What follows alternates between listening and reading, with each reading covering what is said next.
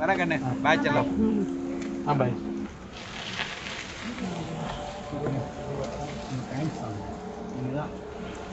அம்மா மோட்டர் தான் இருக்கு, இன்ஜின் இல்லை. இல்லை தெரியும், வண்டி ஓடாது.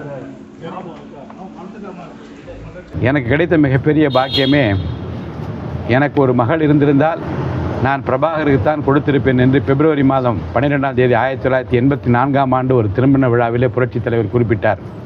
அதை என் வாழ்நாளின் பாக்கியமாக நான் கருதுகின்றேன். அவர் வாழ்ந்த காலத்தில் அவரால் வளர்க்கப்பட்டவர்கள் நாங்கள்.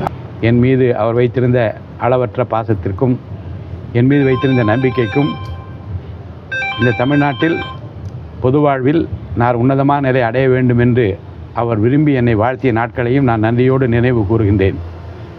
அதைத்தான் குறிப்பிட்டு சட்டசபையில் பேசுகிற போதே எனக்கு வாதியார் எம்ஜிஆர் என்று நான் குறிப்பிட்ட காரணம் அதுதான். வணக்கம்.